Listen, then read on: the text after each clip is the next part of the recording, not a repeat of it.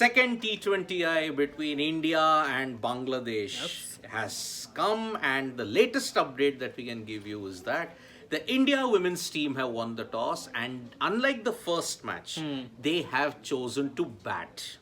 Remember, the first match, India won pretty comprehensively by 7 wickets thanks to some wonderful batting from the skipper Harmanpreet Kaur. Smriti Mandhana was the anchor role, and you also saw some good bowling from the likes of Pooja Vastrakar, Meenu Mani, and also, if you have to look at it, Shefali Verma, although Shefali flopped with the bat. Yeah, badly. Simple equation: if India win this match, they take an unassailable 2-0 lead in the 3-match series.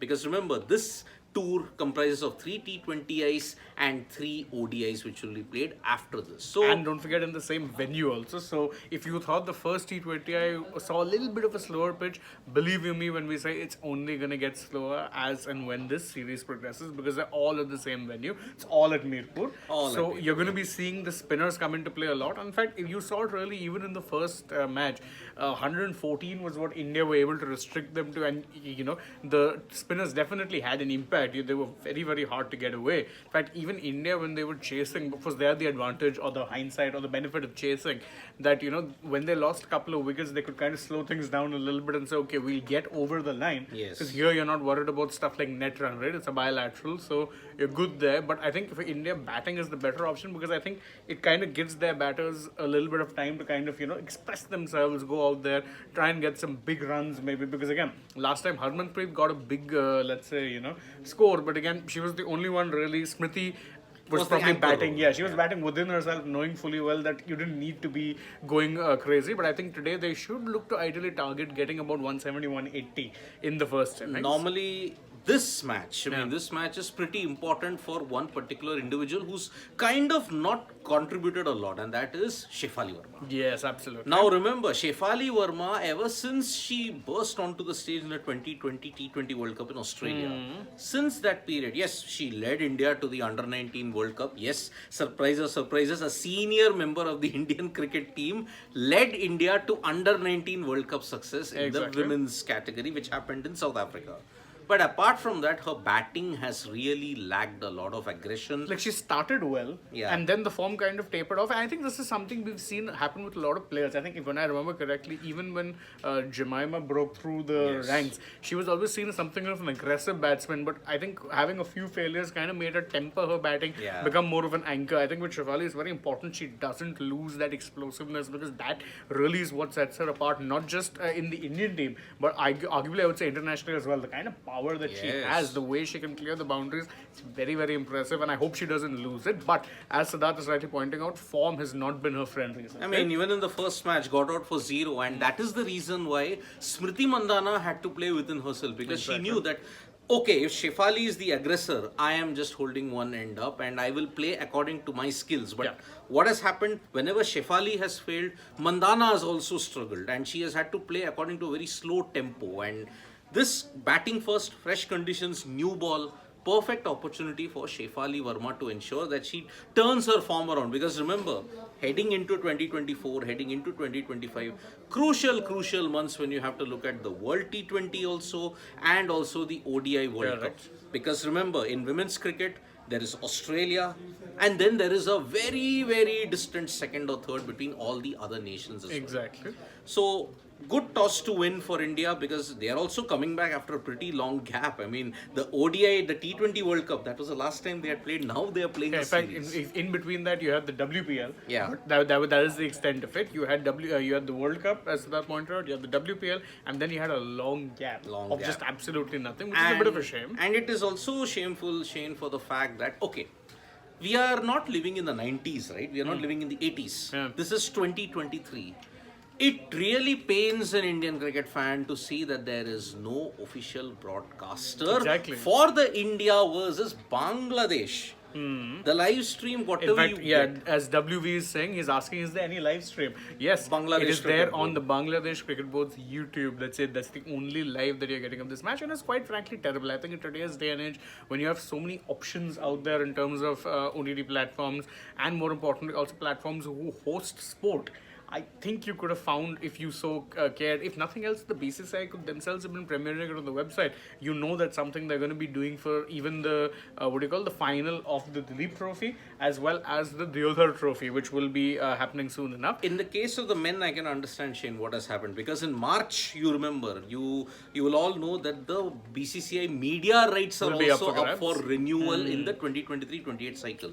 Now that lapsed in March. So where will you get the domestic coverage now? So that is why Tulip, you've not had the coverage because there was no media. There was no host broadcaster for you. Now in August onwards, you're going to see the entire tender, who is going to get the media rights and everything. Because remember, from October, you're going to see Syed Mushtaq Ali, Vijay Hazare, Ranji. August onwards, you're going to see who will be your host broadcaster. But in the case of the India women's team, okay. The India women's team, ever since 2017, has reached major World Cup semis, finals. They have actually given Australia a tough fight, England a tough fight. So that is why it is a very, very shameful thing that because one particular section who was very, very interested for this series was Kerala. Why is that? Minnu Mani. Minnu Mani. Minnu Mani is the first ever women cricketer to have actually come from Kerala in the India national team. For the men, you had the likes of Tinu Johanan, you had Shrikant, you had Sanju Samson from Kerala, who are making an impact. But for the women, Minnu Mani. Now, Minnu Mani, remember, she had a very interesting story when she made her debut. Her cap, I think, was handed by Smriti Mandhana, if I'm not mistaken. She was one of the survivors in the 2019 floods that happened in Wayanad. Wow. Her home was washed away. She didn't know what to do, how to set up life in that. Then she held on through grit, through determination. Minnu Mani finally managed to make a name for herself in the Indian women's setup as far as cricket is concerned. And she first came into prominence in the WPL. She was bought by the Delhi Capitals. And Delhi Capitals must be appreciated for the fact that they picked a lot of unknown local talent. And that's why from Kerala, I understand your pain, YV, because everybody in her village in Wayanad was really, really hoping that we could see it on the bigger screen. We could see all of what Minnu Mani could do. She picked up a wicket on her debut. But look at the myopic nature and the profit model that the broadcasters are looking at. India, Bangladesh, who will care? It's a shame. You need to be showing it's international level sport. Exactly. And in today's day and age, you can't be saying that, oh, this is not a good enough thing to be hosted. I think there's so many platforms out there, all of whom are desperate to get into the live sport coverage business. I think you could have found someone if you really looked hard enough. And this is why, I mean, look, fans might be right to criticize that, you are not covering women's cricket, you're not covering this. But when broadcasters, bigger houses, they themselves are not taking the initiative. It's really shameful. And what is the example that they cite, Shane? Oh, there is not much of fan interaction. There is not much of viewership. There is. So, if the sword is rather two-edged, if you have to look at it, fans also are at fault because they also don't want to take women's cricket seriously, barring Commonwealth Games finals or when there is the World Cup or the World Asian Games or, even for that matter, the World Cups. Exactly. Only at that time interest will peak.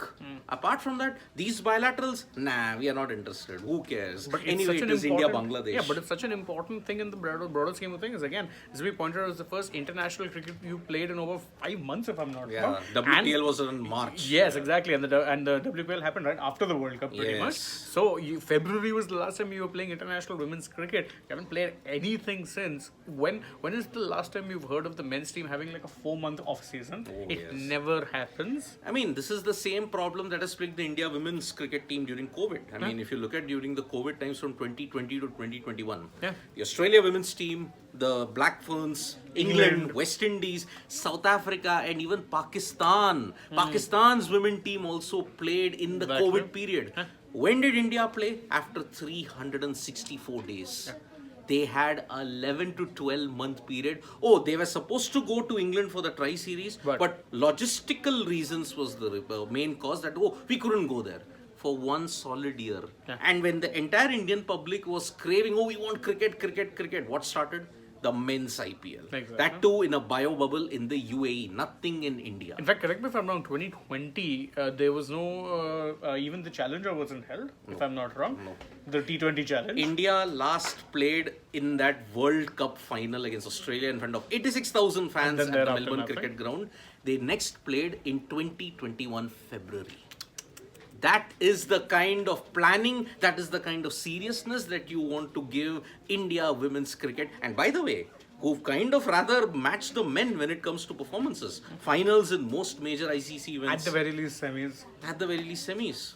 Yet, you don't have an official So broadcaster. yeah, if for you the guys series. actually want to make your voices heard, the best thing to do would be one, watch the match, because again, it's and I know that it's a bit of a head scratching time really for the women's team. You don't have a coach. You have zero explanation as to why a number of young prospects were dropped. Jaykrishnan and JK, to answer your question again, there is a live stream. Go to the Bangladesh Cricket Board's Facebook, YouTube. YouTube. It's on the YouTube channel. They're broadcasting it live. It'll start at 1:30 our time. That's Indian Standard Time. But it's a confusing time really for women's cricket right now because there's no head coach. Yeah. You got zero explanation as to what exactly the reason was for dropping the likes of Renuka Singh and Richa Ghosh. I didn't understand the Radha logic. Yadav. Radha Yadav. I didn't understand the logic behind any of these droppings. And truth be told, there's no one to ask because again, you don't have a head coach. Hopefully, things move forward soon in that regard, and we get an announcement. We were supposed to get it last week, But- it hasn't happened again. So, But yes. if you want to make your frustration heard, and if you wanted to cheer the girls on, well, head over to that YouTube stream, watch the match. Or watch Sports Today, because And we're we'll going to bring give you all you the live all updates. the updates that's going to happen from the women's match. And remember, right now there is no head coach, but the interim head coach for the India women's team is Mushin Al Khadir, Yes. former player and who's been in the Indian setup for Just a been, very yes, long yes, time yes. now. So it's about to begin 1:30 p.m. We are going to see the first ball being bowled. Can Bangladesh stage a comeback, or will India prove to be too strong and seal the series today itself? Thank you so much, folks, for joining us for this live. We'll be back with more updates, especially the mid innings and the end of the match also. So tap that bell icon to know all the latest updates from me and Shane here. It's bye-bye, and do download the Sports Talk mobile app.